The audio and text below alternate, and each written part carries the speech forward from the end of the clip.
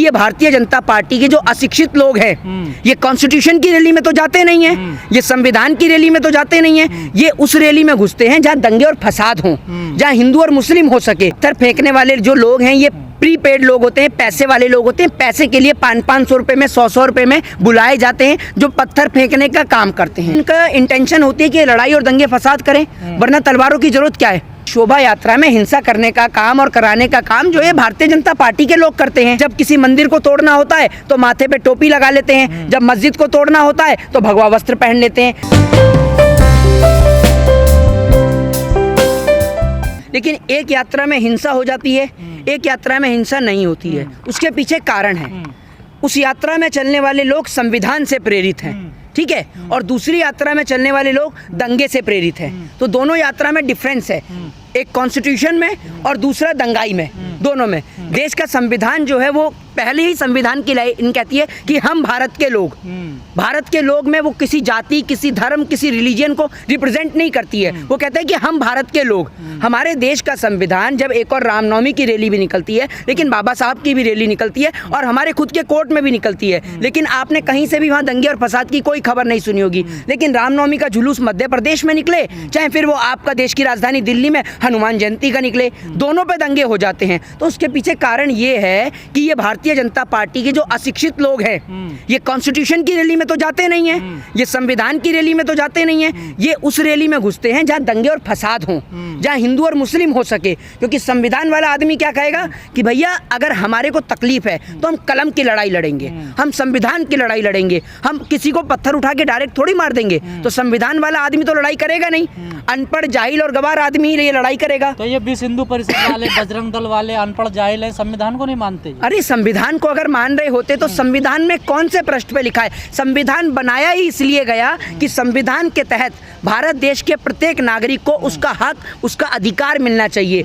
अगर ये लोग पढ़े लिखे लोग होते तो ये लोग रामायण और भगवत गीता के साथ इस देश की जो किताबें हैं उनमें कॉन्स्टिट्यूशन को और संविधान को भी ऐड कराते। संविधान सिर्फ कानून के छात्रों को नहीं पढ़ना चाहिए, संविधान तो इस देश के प्रत्येक व्यक्ति को पढ़ना चाहिए। क्योंकि संविधान एक ऐसी ताकत है, एक ऐसी पावर है, जिसके पास संविधान की नॉलेज होगी वो व्यक्ति जान सकेगा कि मेरे मूलभूत अधिकार क्या हैं, वो अपने अधिकारों के लिए सरकार से लड़ सकेगा। जी, अम्बेडकर के अनुयायी जो हैं वो भी उसी मस्जिद वाली गली से गुजरते हैं जी, तो उनको रुआबजा और बिरयानी खिलाई जाती है। अगर भगवा धारी जाते हैं वहाँ से कोई जयंती शोभा यात्रा निकाल के जी, तो आप लोग उन पे पत्थर फेंकवा देते हैं। देखिए हम पत्थर नहीं फेंकवाते, ना हम हिंसा का कभी समर्थन करते ही नहीं है। तो मैं आपको बता दूं, पत्थर फेंकते हैं। देखिए ये जो पत्थर फेंकने, सुन लीजिए, ये पत्थर फेंकने वाले जो लोग हैं ये प्रीपेड लोग होते हैं, पैसे वाले लोग होते हैं। पैसे के लिए 500 रुपए में, 100 रुपए में बुलाए जाते हैं जो पत्थर फेंकने का काम करते हैं। ये कोई किसी जाति, किसी धर्म, किसी मजहब, किसी संप्रदाय, किसी से इनका कोई मतलब नहीं होता।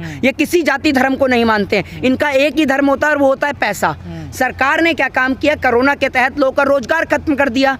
स्कूल पढ़ने वाले छात्रों को पैसा, वो धर्म की यात्रा निकालते हैं तो धर्म को बढ़ावा दे रहे हैं। पैसे से क्या लेना देना? धर्म को एक बात बताइए, धर्म रैली निकालने से बढ़ावा मिलेगा या फिर अगर आप धर्म की अच्छाइयाँ लोगों तक पहुँचाएं कि ये धर्म है जो भूखे को खाना और प्यासे को पानी पिलाना सिखाता है, ये वो धर्म है जो लोगों को गले से लगाना सिखाता है, ना कि किसी को मारना काटना सिखाता है। तो आप धर्म का प्रचार करिए धर्म के तरीके से। प्रचार ही तो करते हैं, तलवारें हाथ में होती हैं उनके। तो आप मुझे ये बताइए, मैंने रामायण को भी पढ़ा है, मैंने भगवत गीता को भी पढ़ा है और संविधान को भी पढ़ा है। ना मेरे देश का संविधान किसी को मारने की इजाजत देता है और ना मेरे देश की रामायण, ना भगवत गीता हाथ में तलवार, कट्टे, बंदूक या किसी भी प्रकार के डंडे किसी को हाथ में तलवार कट्टे पट्टे। तो मैं यही तो कह रहा हूँ, इनका इंटेंशन होती है कि लड़ाई और दंगे फसाद करें, वरना तलवारों की जरूरत क्या है?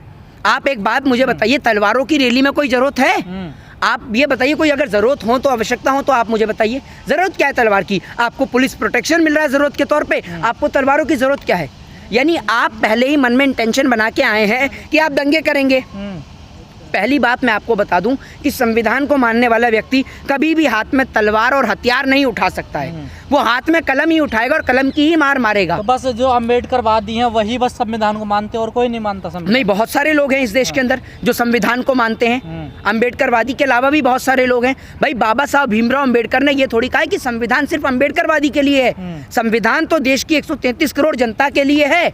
लेकिन कौन कौन व्यक्ति उस देश को, उस संविधान को मानता है? शोभा यात्रा में हिंसा क्यों होती है, कौन करता है? इनकी शोभा यात्रा में आपको बता तो रहा हूं, इनकी शोभा यात्रा में हिंसा करने का काम और कराने का काम जो है भारतीय जनता पार्टी के लोग करते हैं। ये लोग ऐसे लोग हैं कि ये जब किसी मंदिर को तोड़ना होता है तो माथे पे टोपी लगा लेते हैं, जब मस्जिद को तोड़ना होता है तो भगवा वस्त्र पहन लेते हैं। ये इनकी पुरानी और गंदी आदत है। इससे किसका फायदा होता है? बीजेपी को फायदा होता है, कुर्सी लेने में थोड़ी आसानी हो जाती है, बस यही फायदा होता है और कोई फायदा ही नहीं है। बीजेपी क्यों करवाएगी दिल्ली में लॉ एंड ऑर्डर उसके हाथ में, बताइए भैया। दिल्ली हो या कहीं भी हो, दिल्ली के अंदर चुनाव अभी आपने देखा कि डिले हैं। लोग तो बहुत सारे राजनेताओं का ये भी कहना है कि ये जो दंगे कराए गए थे ये इसलिए कराए जा रहे हैं ताकि दिल्ली में चुनाव करा के बीजेपी चुनाव जीत सके। आप देख लीजिए सीधे तौर पर भारतीय जनता पार्टी किसी की भी सगी नहीं है। आपको लगता है हिंदुओं की सगी है?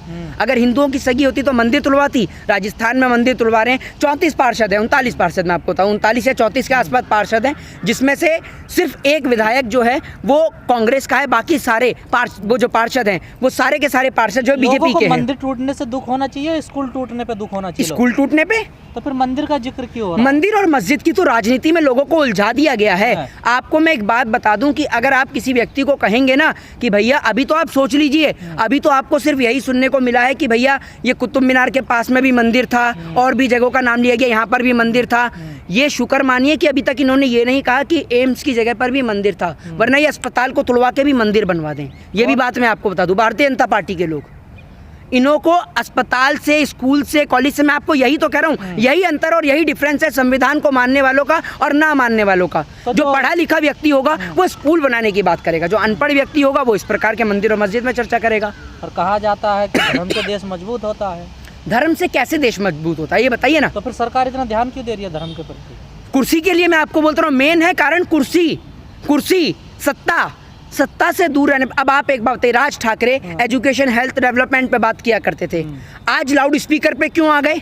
सोचा है कभी आपने? इसलिए आ गए क्योंकि राज ठाकरे को ये दिखा कि उनके करीबी राज्य लगने वाला उत्तर प्रदेश जो है, जहां पर योगी जी आ गए रिटर्न सत्ता में, हिंदू मुस्लिम की राजनीति कर मंदिर और मस्जिद की राजनीति करके, तो उन्होंने सोचा कि भैया क्या पता मैं भी मुंबई की राजनीति में आ जाऊं, इसीलिए उन्होंने लाउड स्पीकर का मुद्दा उठाया। जिसको कलम उठाना चाहिए वो तलवार उठा रहे हैं। हाँ। और ये लोग हैं कौन जो मस्जिद के ऊपर चढ़ जाते हैं, भगवा झंडा फहराने का प्रयास करते हैं, रामनवमी में देखे 10 दंगा भड़क गया। ये दंगाई लोग हैं। हाँ। ये दंगाई लोग हैं। अरे आप एक बात बताइए, मैं आपको बताता हूँ, ये एक उदाहरण के तौर पर एक कार्टूनिस्ट ने कार्टून बनाया था जिसमें एक राम जी का मंदिर था और सामने दंगाई खड़े हुए थे। राम जी उनसे कहते हैं कि आप इधर आइए, इधर मेरा मंदिर है। तो दंगाई कहते हैं नहीं, मुझे इधर आने के नहीं, मुझे उधर जाने के पैसे मिले, यानी मस्जिद पे जाने के पैसे मिले। राम जी के नाम में क्यों दंगा होता है?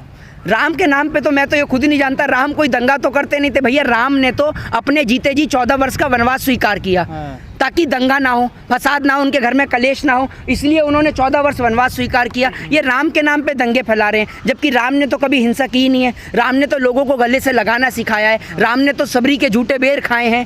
राम ने तो लोगों को कभी बांटा ही नहीं है। आज खबर आई थी, मैंने भी पढ़ा था कि राम जी को गर्मी लग रही है, एसी खराब होगी, बताइए ये कोई खबर है? राम जी को गर्मी लग रही है? मुझे तो ऐसा लग रहा है मोदी जी को सरकार तत्काल एसी ठीक करवाए।